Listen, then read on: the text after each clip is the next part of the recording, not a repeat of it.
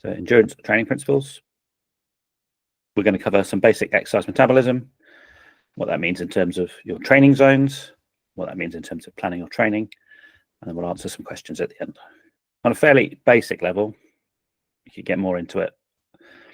There are 3 energy systems that we're really worried about as endurance athletes. The first is ATP, PSR. PSR stands for phosphocreatine. This is like your immediate action on energy. Lasts for about 10, 15 seconds at full power. There are very limited stores available, and it takes several minutes, up to 20 if you're completely depleted, to regenerate the ATP stores. ATP is fundamentally the thing that makes the cell work, right? It's the energy system which underpins everything. Generally, all we're doing is we're trying to create more ATP through different chemical systems in the body. This is the fastest. It's completely anaerobic, happens completely without oxygen whatsoever.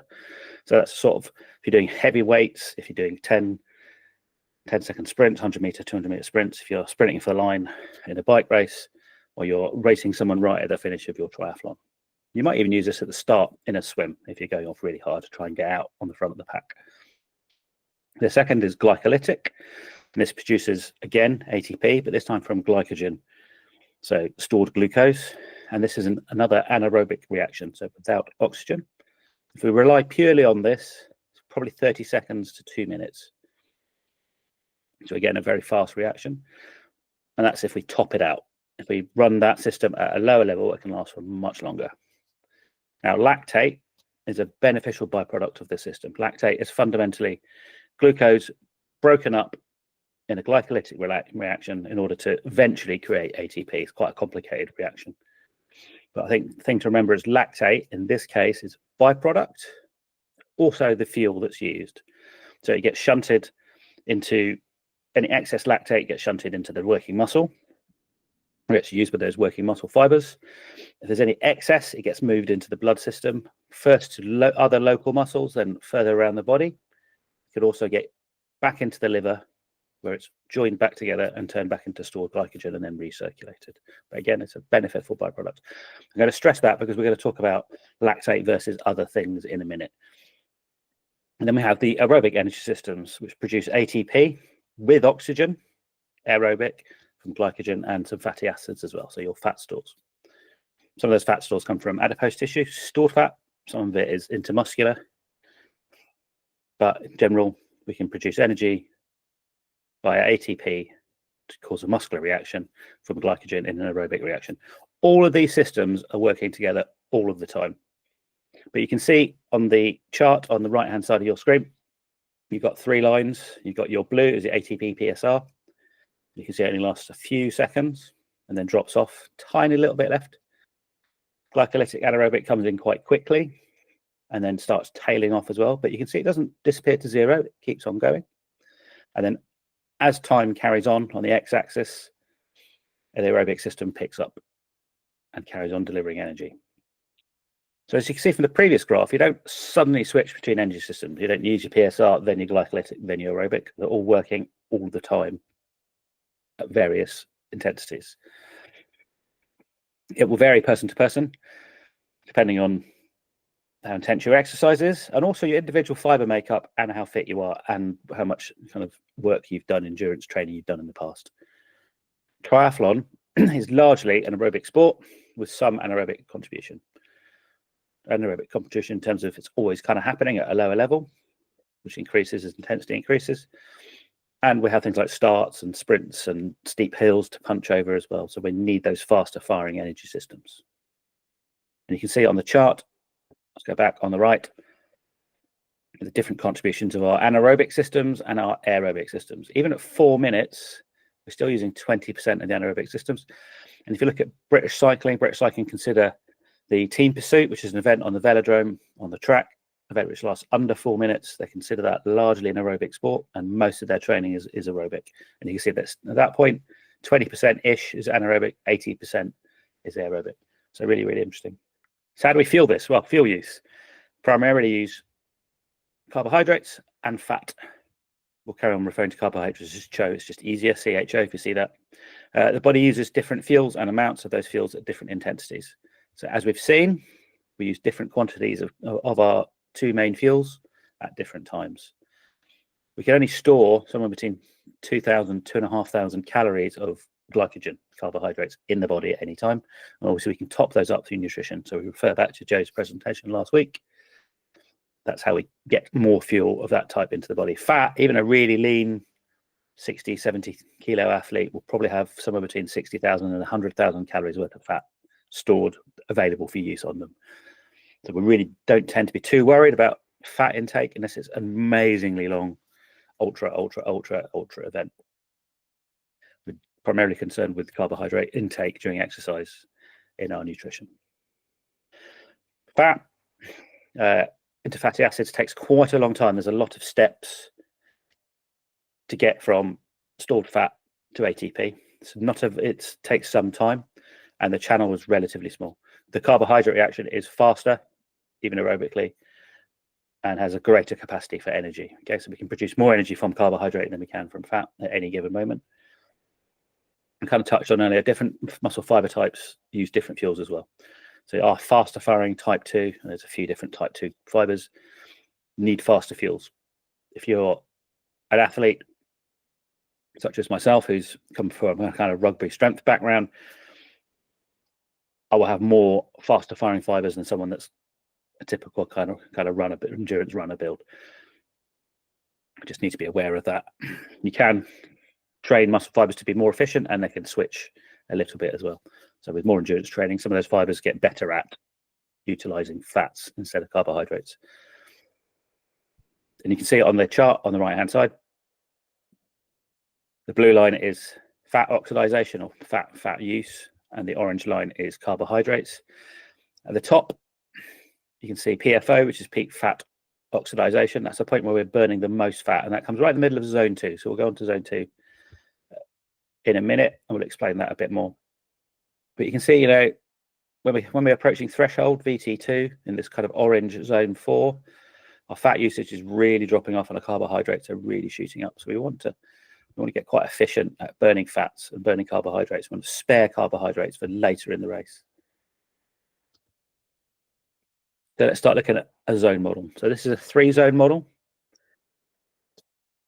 It's basically on exercise science principles. So it's based on what the body does and how the body reacts to exercise. It's very simple to follow and plan. Green, amber, red. Think of it like a traffic light. It's good for beginners and those who don't want an amazing amount of structure to their training. And for most people, most of the time, most of the year, it's probably sufficient. So I want to have quite a bit of a detailed look at this chart and talk about a couple of the markers that have been placed on it. So we've got a big green zone. This is our very aerobic, fat burning, all day long, hours and hours and hours and hours of training. We've got a bit of an intermediate zone, a kind of yellow amber zone 2 in this case, and we've got our top end red zone. You might have seen some people talk about athletes going into the red zone in races, and that's pretty much why it is. So what divides these two up? Well, you may have heard of lactate thresholds before, but there are really two from an exercise science point of view. Lactate threshold 1 is where that lactate, we talked about, that lactate has been created and shifted out by that glycolytic reaction. If it's not immediately needed, it goes into the blood system, and we can see it with testing quite easily. And the lactate threshold 1 is where there's more lactate being produced, and there's some excess lactate going out into the circulatory system, which we can pick up with testing. And we put LT1, lactate threshold 1, just at the point where lactate started to uptick from baseline. Just if you think of it as a pickup from baseline, in this case they're using 2 millimoles. Really don't worry about it too much. Just think of it as you just had to start to ask for a bit more. That also correlates really well with something called ventilatory threshold. I can never say it. That correlates really well, I'll say that again, with ventilatory threshold, which is where our breathing starts to increase as well. And you've probably always been told to train endurance sports at conversational pace. So just normal breathing. We can cycle along in most of this zone 1 area, the big green area in this case, just breathing fairly normally. We might find a little bit more stress on the lungs. When we're approaching LT1, VT1 though, you'll start to feel like have to take a little extra breath. So imagine if you're reading a page out of a magazine, you couldn't do a whole paragraph, you couldn't do a sentence or even most of a sentence without having to take a little bit more oxygen in. So you can test that for yourself. You can go out on the bike, a nice clear road, and just very slowly pick up your pace until you get a reading. Probably best done on a track for running or on a turbo on the bike. It's just safer. There's no traffic or distractions. Do a couple of minutes at a certain output, read that paragraph. If you can get through it, fine. Take your output up a little bit, be it watts or heart rate. Make sure your heart rate to stabilize. After a few minutes, do it again, do it again, do it again. And you'll get to the point where that ventilatory threshold kicks in and you have to take a little breath. That's the top end of your zone 1. That's the top end of zone 1 and the start of and then where LT1 and VT1. And that's a really good place to do your long endurance training below, and probably a little bit below that. Bear in mind, things can change on a day-to-day basis. So we can LT1, if that's correlated with heart rate, that heart rate might change to 5% on any given day due to sleep, stress, nutrition, hydration, outdoor temperature. We'll talk about that a bit more in a minute. LT2, that's where effectively that's the end of our steady state training. So up until that point, pretty much, if you increase the power, there'll be more drive to recruit muscle fibers, more lactate will be produced, but they correlate with each other.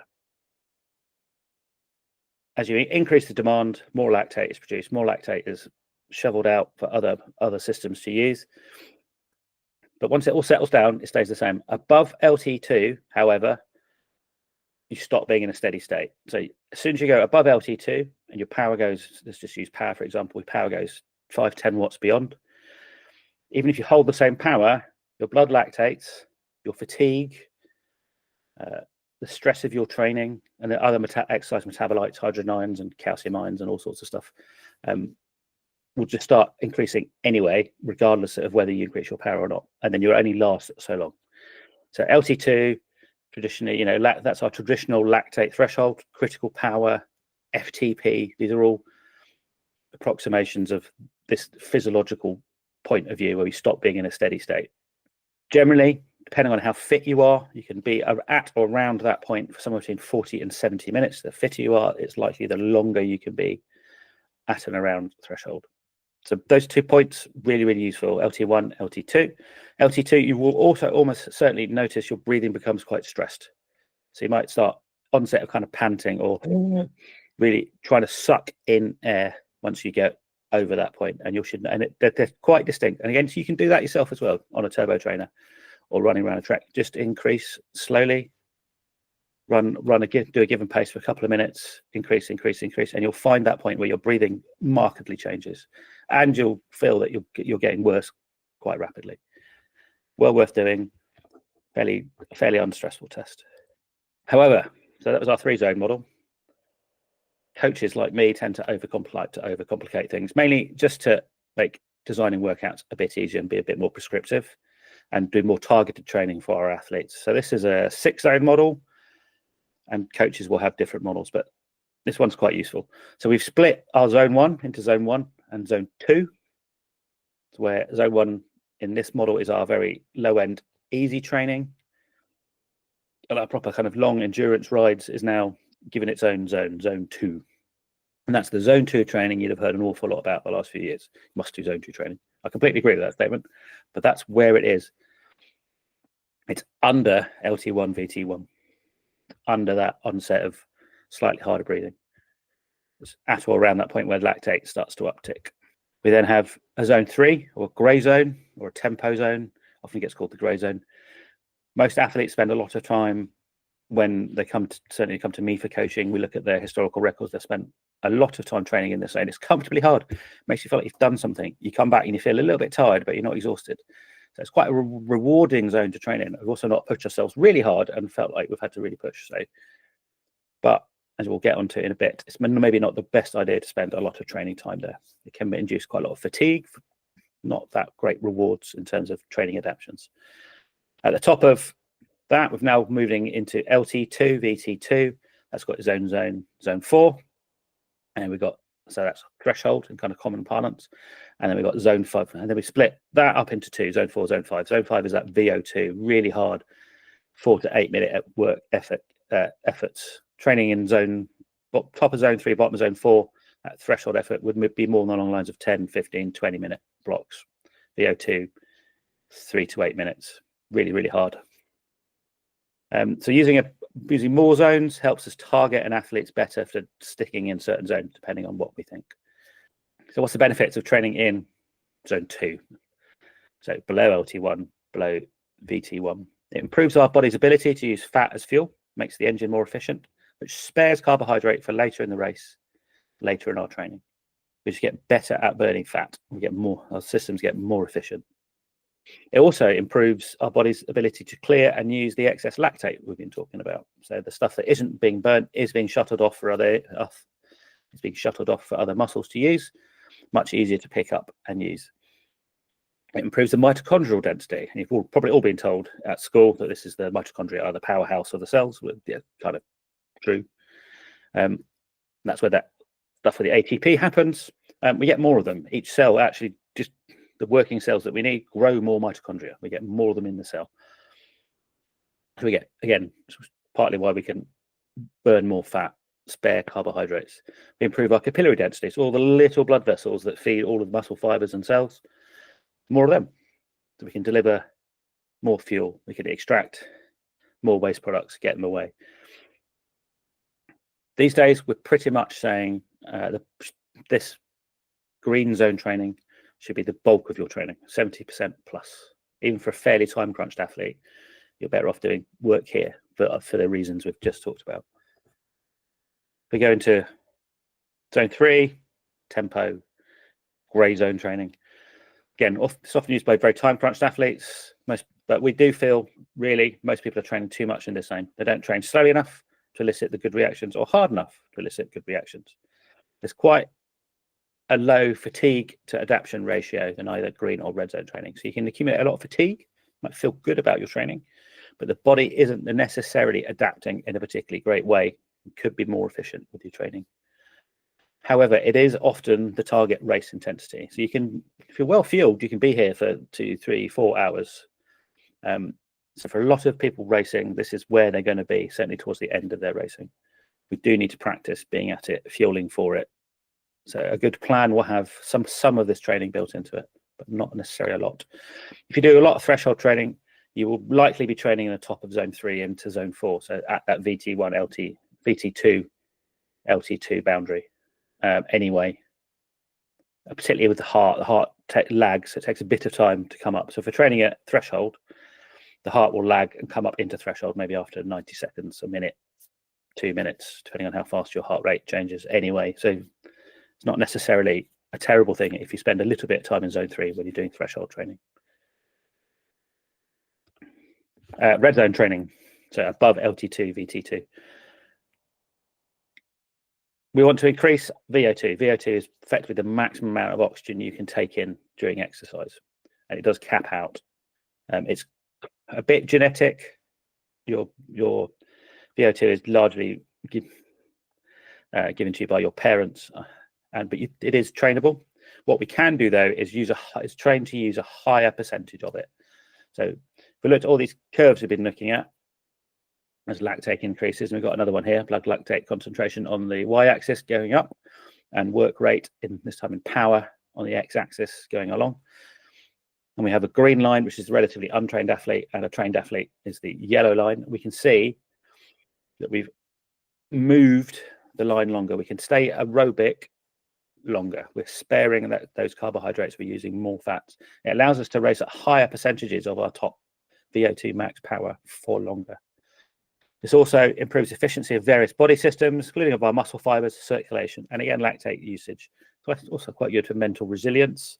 Now, we suggest that there should be around 20% of your sessions. Could be 15, 10%. But what I do mean is sessions, not necessarily time. 20% time-wise done in zone 5 for most athletes would be way too much. So if you do 10 sessions a week, 2 of them should be in the red zone. Okay. And that includes VO2, shorter intervals, and longer intervals like threshold as well. So we're looking for 15, 20% of your sessions to be here. And there'll be a bit in the yellow zone anyway, just as a function of how our interval sessions work and how our heart rate comes up and everything else.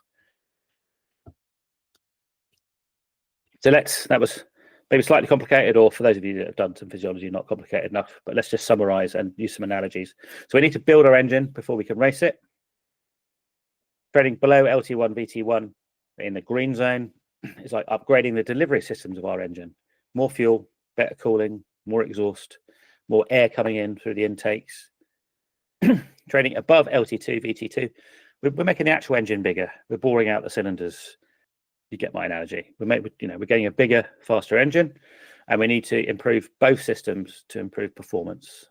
Yeah, we need to do that. We need the intakes, and the delivery is just as important as the engine itself, and we need to do both to go fast and for longer. So make sure you're using quite a lot, 7 to 8% of your sessions in green zone, with a little 10 to 20% in red. And that goes through all the year. You may vary the intensities a bit when we get near a race season, but if we look at overall in a good training year, a good training system, I think that's pretty applicable. And that goes hand in hand with elite athletes as well. When they've tracked elite athletes over years and years and years, this is very much what they do. And it works for age groupers, even down to kind of 4, 5, 6 hours as well. As long as you do your easy stuff easy, and your hard stuff really hard. However, we don't get fitter by training. We get fitter by recovering. And we need adequate nutrition and rest to build itself stronger in response to that exercise dose we've just done. Taking that fatigue, we adapt to it, and we move on. If we don't allow ourselves to recover, we can risk overreaching and overtraining. Recovery is ultimately one of the 3 pillars: training, nutrition, recovery. They're all equally as important as each other. If we don't get them right, we won't get adequate performance and training. This gentleman's obviously done a bit too much of hard work. So what we're going to talk about is super compensation. So again, we need to give ourselves the adequate dose of exercise and then recover from it. We need to repeat that dosing and recovery at the right time to further increase fitness. If we get this wrong, we can get less fit over time. And over time, we can then overtrain. And overtraining is quite a big deal. You get really deeply overtrained, not necessarily just overreaching a bit. You can be pretty screwed. So this is kind of the Goldilocks principle: by too little, too much, just right. What we want to do is induce a training stimulus, we introduce stress into the body. The body then reacts to that and rebuilds itself stronger over time. However, if we induce too much recovery, too much fatigue, too much stress, it takes so long to recover that by the time we are recovered and we do that again, we haven't got anywhere. We're just as fit as we were, however you define your fitness. We're just as fit at the end of that process, and that's the red line on the graph. So by the time we get back to our baseline, back to our starting point, loads of time has gone by, and also we haven't got any better. If we get it right, which is the green line, we do get some training stimulus, we do get fatigue, and then as the body recovers, we can pick it up again at the peak of where it says super compensation here. We can pick it up and induce that training system again, and that will add and add and add. So if we get that right every time, that's the art of training and coaching, is to retrain at this point. We can do too little, and so ultimately we don't really get that great peak. We might get a little bit, but not enough.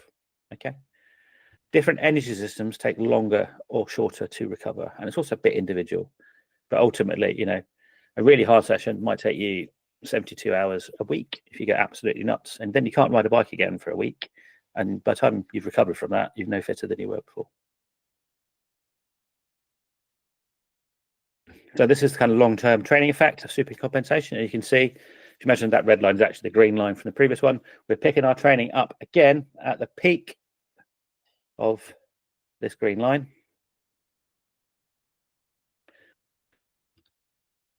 We start our training again and we adapt. And over time, we get fitter, whatever fitter means to you: more power, faster swimming, better pace on the run. We get fitter over time, and that's the art. And it is quite difficult, but you will know your own body. You will know how long it takes you to recover properly from a given session. You go and thrash yourself on the track. You might be still feeling a bit stiff 2 or 3 days later. There's quite a lot of literature on the subject of how long you should wait, and we can maybe go into that in another presentation, or get in touch and we'll talk about it. I just wanted to drop that off. It is an individual thing. Before we move on, I just want to talk about how to define intensity. Different coaches, schools of thought, training software, scientists will describe intensity in many ways. So you might prescribe a certain heart rate or a heart rate zone or area, a power zone or area. Rate of perceived exertion for many people is probably the best way of defining intensity. Running pace. Use whatever works for you. Don't feel like you need to go out and buy a really expensive power meter for your bicycle, or super duper stride things for your shoes, or anything. Generally, if you talk to a coach, they'll find a way of working through things with you. If you have a very specific goal, the fancy tools get useful, but you don't need them. This is a chart that Coach Stephanie shared with me ages ago. I think she shared it with you guys. It's really, really useful for translating kind of terminology between different training plans, different coaches, different scientists. So I will share that in the description to this video so you can download it. Super useful. Most of the time in the club, when we're coaching, we use a 1 to 10 RPE. So if you look at it there, 4 is that lactate threshold 1, VT1. And then it's about just over 7 for your second lactate threshold, or your VT2. So green is up to about 4, then it's yellow between 4 and about 7, and then it's red after about 7. Okay. And this chart goes through and has some of the other nomenclature on it. Very, very useful. I'll drop a link in the description to this video, and I'll probably try and share it in the group chat as well. So we've kind of done that. Now we can use a kind of common language when we're talking about planning our training. So let me just have a little slurp. So one of the first things I always do, as well as doing kind of a bit of a health assessment, and just talking to people when I start coaching them, I talk about how much time they really have to train and what their goals are. So how much time do you really have? Talk to your partner, talk to your friends, talk to your family. What was it like the last time you tried to do this? Did you try and do too much? Did you neglect stuff? Were you absolutely fine? Talk to your boss at work, or if you are the boss, talk to your partners. Did it have any impacts? Is this really the right time to do that Ironman? It's a question I've asked people numerous times. Think about how much holiday and time if we're coming. What are your existing commitments, and how can you work around them?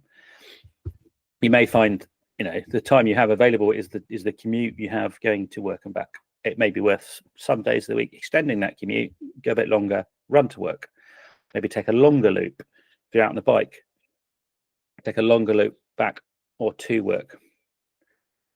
That might not work for you if you really can't, if there's no bike storage, or you don't have changing facilities at work. But if you do use them, it's a really time efficient way of training. That time you might, that could be 90 minutes, an hour a day that you give yourself to commuting that you could be training in. This is from an athlete I coached a while back, and we filled out this form. So we had a really good look at how much time they had available and how clever we could be. It's really worth doing the same thing and just identify stuff. Put in everything that you can. Also make sure you put some social time in. Put that date night in. Part of that contract with your partner, if you have one, or your friends. If you have a regular social catch up with your mates every week, make sure you put it in, because it's really important. And those support networks that we build are really important for making us accountable and make sure our training actually works. Do something like this, super easy. Give you a good idea.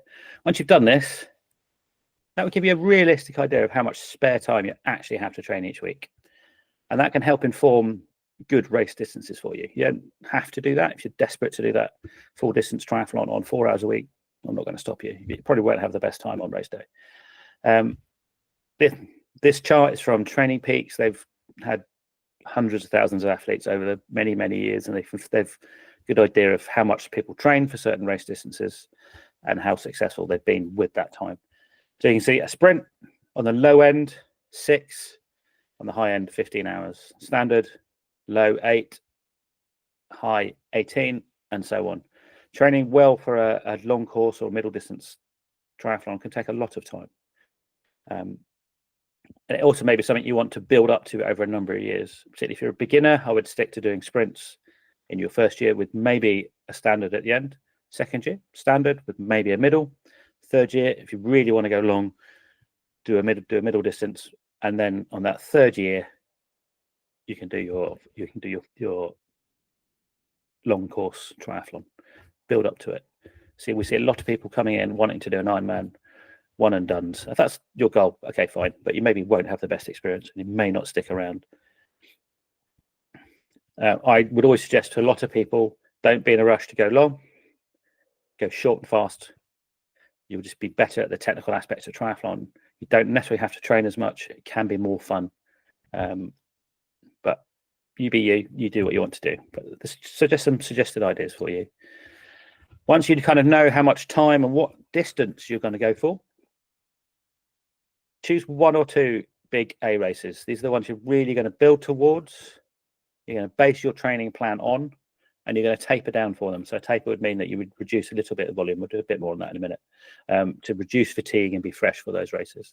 Your B race, a bit more serious. Maybe we're treating those as practice. We're going to run the same bike setup, the same gear, the same nutrition, the same everything as we're going to do in our A race. Really good practice race. We might have a bit of an easier week before these, but we're not necessarily kind of doing a full-on, full-bore taper. C race, just fun events, particularly like local sprints, where it's a social thing, really. And we would normally just train straight through these. We might adjust one or two things, but we'd normally just train straight through these, and don't let it impact the training cycle very much. So let's get on to some kind of more planning terms, and we're going to talk about macro, meso, and micro cycles. So once we know what we want to do, we know what our race is going to be, and we know how much time we've got and how much time we've got before our race, we can start building out our training plan. We're going to split them three ways. So a macro cycle. So this is your overall training year. I've put it in inverted commas because it doesn't have to be a year. We'll touch on that a bit in a minute. A mesocycle is a block of training within that macro cycle that has a specific goal or goals. And a microcycle is your typical training week. Again, we'll talk about the definition of a week in a minute. So macro, meso, micro.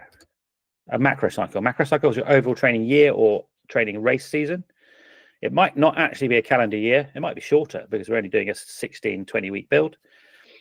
It might be a lot longer. Olympic athletes, for example, will often be on 3-4 year training macrocycles. So the training will evolve over 3 or 4 years. And a macrocycle will include times where we focus on different areas of our performance. Apologies for the spelling mistake. And you can see an example from an athlete down there where we split the time we had available up into different sections: base, build, race. Different coaches, different training systems will use different words for these, but they generally always have the same sort of structure. So a mesocycle, mesocycle is a block of training with a focus on developing a specific goal or goals. So we're not trying to do everything all at once. These typically last 3 to 12 weeks. They often last a month, just because as humans operating with our calendar, that's the way we think about things. They don't have to. And you can see in this example, there's some 2-week mesocycles here. But just think about it. But we're looking for different things. So, and then we can have successive mesocycles can have different goals, all build on each other. For example, we've got a base section here within our macro plan. We have 3 base mesocycles in there. So we can split things up, train different things, change the emphasis of our training over that macro or training year. A micro is a training week, and these will vary in content depending on the mesocycle. So whether we're in a base, a build, or a race. And again, people use different words. Again, it doesn't have to be a calendar week. We're used to with our Western calendar doing 7 days. It doesn't have to be. I've trained people with certainly shift workers, emergency workers, doctors who have different structures to their weeks, and actually 7 days doesn't really make a lot of sense for them. Some people work really well on 2 weeks. It can be quite tough if you're busy to pack everything into 7 days. You know, if we're trying to do a lot of runs, a lot of bikes, a lot of swims, strength sessions, technique sessions, everything into 1 week, it can get very, very, very crowded, and we don't give ourselves adequate time to recover. Going back to our previous slides, have a think about, is 7 days the best thing for you? It may be, it might not be. I kind of like 10 days a lot, but if you work in an if you conventional 9-to-5 worker, that can be quite difficult to achieve. But this is the basic structure, rolling structure, and there may be some immovable stuff. You may always want to do your Club Monday swim. You may always want to do Wednesday bike over the winter. You may want to do the club turbo. You can build that stuff in. We talked about rest and recovery earlier, super compensation. We need to build that into our plan. So within our mesocycle blocks, we should vary our volume and intensity to create better response and adaptations. We talked about increasing load over time. Remember the principles of super compensation. So we did plan in rest days into our each training microcycle, each training week, and deload periods into each mesocycle for recovery. And as an example, I've just dropped this in. Week 1 might be 6 hours, 2, 7, 3, 8, and then week 4 we deload a bit, we reduce the volume, might keep a bit of intensity to allow the body to recover going into the next mesocycle. And you can see there's an example from a base macro there. You've got 3 mesocycles. You can see that the height goes up. These little blocks represent overall training stress. And we build successively over these 12 weeks. And our peak volume is week 3, block 4 here. And again, you can see even in our build cycle or our race specific cycle, we're increasing volume through these and then a deload. And then our race is our taper. Okay, we'll do a bit more. So yeah, good idea. Have a rest day in each or 2 in each microcycle. It's quite hard. A lot of people talk about recovery rides. It's really quite hard to do a recovery run. You might be able to do a recovery bike if it's like 30 minutes, super easy. Like the chain's basically not attached, particularly on a turbo, because you're not stressed about outdoor world. We're planning in a rest microcycle into each mesocycle, so dropping the volume in the last week. Really help us recover. And we get some stuff done, that's when you can get some busy stuff done, admin in your life. Plan for some time off in your annual training plan. I like to do a week or 2 post A race just to give people a break, mental break after their big A race. And then they might have a month off of structured training each year. And also we often quite do single sport emphasis. So if swimming's your weakness, we become a swimmer for a few months just to really get on it. If you're not great at running, we can just become mostly a runner. We can drop everything down to maybe 1 session in the other sports a month. Have a think about it. But we need to train our weakness and support our strengths in the other sports a month. Have a think about it. But we need to train our weakness and support our strengths. Again, if you go back to that super compensation principle, we need to increase the training load for people. So train for where you are now, not where you want to be. Often see people getting injured and they go out and they do the same session they did 5 weeks ago, got injured in the first place, and guess what? They get injured. Train for where you are now. You can build your volume and intensity over time, and there's tons of resource out there about putting together interval sessions and how to do it and how to build them successfully. We can maybe, if there's a lot of call for it, we can maybe put something on about building individual sessions for yourselves and how to test. And if we do the same thing day in, day out, we won't progress. We talked about that. Yeah. We need to progressively overload the body very slowly to get better. Otherwise, we stay kind of homeostasis. The body's very good at staying where it is. I would suggest that pretty much everything except the run in an Ironman, it's a good idea to have done more than distance in training, build up to it. Ironman specifically, I've quite often done long walks, hikes for an Ironman athlete. We don't really want them running marathons every week, but they can go out, maybe into the hills, and do 4, 5, 6 hours walking. So you get used to time on your feet, maybe with a backpack with a bit of load. It's also quite nice, nice day out, go for a nice hike. Particularly here with the peaks, we can go for see nice things, get away from our normal circumstances, but build up to it. If you decide you're going to do middle distance, don't spend every week doing a 56-mile bike ride, because just build up to it, then get comfortable. Let's touch on strength training. I think it's super important. I think everyone should be strength training all of the time. However, it's particularly important for women and men over 40 for fairly obvious reasons. Drop in testosterone in men and women going through perimenopause and menopause. We really want to get some muscle mass on and keep it. It's good for injury prevention. Strength training itself does improve endurance performance. It's been shown time and time again that it improves. So it's not just not being injured, you get better. And there's a nice chart to have a look at on the right there that had actually quite a good group of 12 elite cyclists. And they're trained in slightly different ways, and the group that strength trained got better results, and it was volume adjusted. I would suggest if you do strength training, and you don't have to straight away get a barbell and start going crazy, but do some big compound movements. Use either barbells or machines or dumbbells that allow you to use multiple joint angles in each thing, so we get bigger bang for our buck. So I would suggest, and again, talk to an S&C coach, talk to a PT about putting a program together. But I would suggest that you do a squat type movement, a hinge being like a deadlift or a Romanian deadlift or something along those lines, a push, so a shoulder press or a chest press, or even a push up, a pull, so a pull down, a row, and some form of unilateral movement, be it a step up or a lunge, or if you're feeling really mean, you could do a Bulgarian split squat. But that will cover off most of the major muscle groups. You can keep the reps down. You can go between 5 and 8. Go for strength rather than size. We don't want to carry too much weight, but we do want to be stronger. And I think it's good for the rest of your life. I think it's important to strength train for the rest of, because we're setting ourselves up for the rest of our lives, setting ourselves up for success when we're elderly. So what should you do in those mesocycles? So we talked about base, so let's do that. We're going to add volume slowly and increase our endurance. The end of our base phase, so however many blocks you want to do, that will be your highest volume during the year. We do need to include some intensity all year round, and it's time to work on your swim, bike, run technique. Okay, get better in the pool, get better on the bike, get better at running. Work on your weaknesses. So if you're not a particularly great swimmer, you might put a bit more emphasis on the swim. But we need to play to our strengths, so we're not going to neglect everything. Train, but also you need to train your weaknesses. This is a good time to look at strength training, because you're going to be a bit tired from strength training. It doesn't really matter, because we're not really trying to push the intensity and performance. I would suggest 2+ sessions a week, and we're focusing on increasing strength. So build. This is build mesocycle.